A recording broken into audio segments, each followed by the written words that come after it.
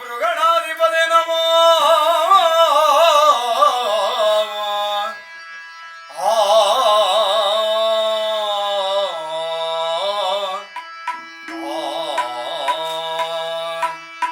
ಗಜಮುಖ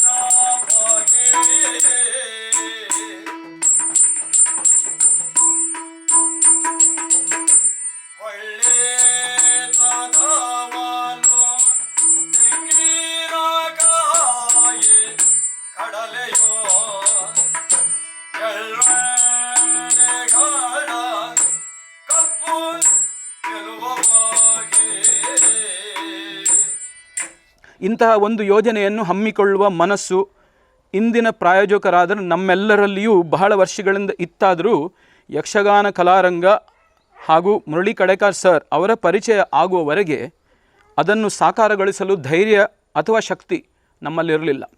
ಇಂದಿನ ಈ ಶುಭ ದಿನದಂದು ಪ್ರಾಯೋಜಕರ ವತಿಯಿಂದ ನಾನು ನಮ್ಮೆಲ್ಲರ ಈ ಇಚ್ಛೆಯನ್ನು ಯಶಸ್ವಿಯಾಗಿ ಕಾರ್ಯಗತಗೊಳಿಸಿರುವ ಯಕ್ಷಗಾನ ಕಲಾರಂಗ ಹಾಗೂ ಮುರಳಿ ಕಡೇಕರ್ ಸರ್ ಅವರ ತಂಡದ ಸರ್ವ ಸದಸ್ಯರಿಗೂ ನಮ್ಮ ಹೃತ್ಪೂರ್ವಕ ಅಭಿನಂದನೆಯನ್ನು ಹಾಗೂ ಧನ್ಯವಾದಗಳನ್ನು ಸಮರ್ಪಿಸುತ್ತೇನೆ.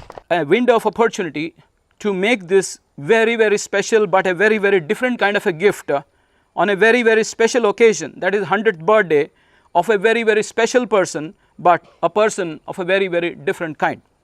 And so on that day, that is on the 15th of July 2022, as a gift to our uncle, Sri N.R. Kamath, we decided to build this house for an obviously and undeniably deserving family.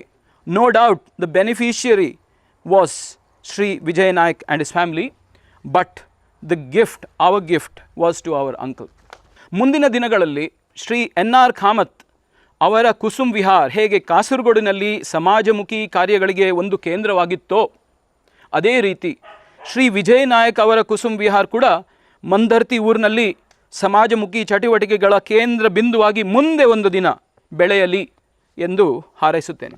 ನೀವು ದೇವರ ರೂಪದಲ್ಲಿ ಬಂದು ಶತಾಯುಷಿಗಳು ಕಾಮತ್ರನ್ನು ಕರೆತಂದು ಅವರಿಂದ ಈ ದೀಪ ಬೆಳಗಿಸಿ ಉದ್ಘಾಟನೆ ಮಾಡಿಸಿದ್ದೀರಿ.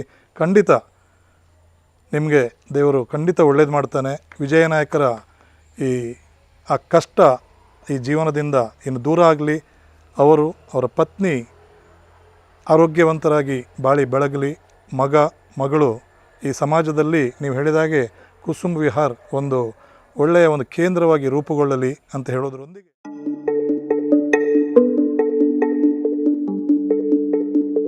ಜನವರಿ ತಿಂಗಳಲ್ಲಿ ನನಗೆ ಮಿಸ್ಸಸ್ಸಿಗೆ ಕ್ಯಾನ್ಸರ್ ಅಂತ ಗೊತ್ತಾಯಿತು. ಸಾಧಾರಣ ಮಣಿಪಾಲ್ ಆಸ್ಪತ್ರೆಯಲ್ಲಿ 3.5 ಲಕ್ಷದವರೆಗೆ ಖರ್ಚು ಮಾಡಿದೆ.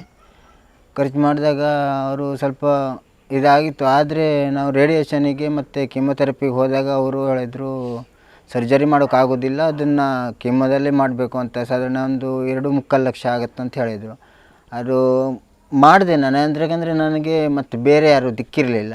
ಅಂದರೆ ನಮ್ಮ ಕುಟುಂಬದವ್ರು ಯಾರೂ ಬರ್ತಾ ಇರಲಿಲ್ಲ ನನ್ನ ಇದಕ್ಕೆ. ಅಂದರೆ ನಾನು ಇವರು ಅಂದರೆ ಈಗ ರಾಣಿಬೆನ್ನೂರಿಂದ ಔಷಧಿ ಮಾಡ್ತಾಯಿದ್ದೇನೆ. ದೀಪಕ್ ಪ್ರಭುಗಳು ಸರ್ ಮತ್ತು ಗಂಗಾಧರ್ ಸರ್ ಅವರು ಬಂದು, ರಾಮದಾಸ್ ಕಾಮತ್ ಸರ್ ಅವರು ನನಗೆ ಒಂದು ಇರಲಿಕ್ಕೆ ಮನೆ ಕಟ್ಟಿ ಕೊಟ್ಟಿದ್ದರು. ಅವರಿಗೆ ನಮ್ಮ ಜೀವಮಾನದವರೆಗೆ ನಾನು ಅವ್ರ ಋಣ ಆಗಿರ್ತೀನಿ. ಇವರು ಹೇಳಿದ ಹಾಗೆ ನಮ್ಮ ಸಾಂಸ್ಕೃತಿಕ ಕಾರ್ಯಕ್ರಮ ಆಗಲಿ ನಮ್ಮ ಯಜಮಾನರು ಹೇಳಿದ ಹಾಗೆ ನಮ್ಮ ಶಿಷ್ಯಂದರು ತಯಾರು ಮಾಡೋದು, ಅದು ಎಲ್ಲ ಕಾರ್ಯಕ್ರಮದಲ್ಲಿ ನಾನು ಭಾಗವಹಿಸ್ತೀನಿ ಅಂತ ಹೇಳ್ತಾ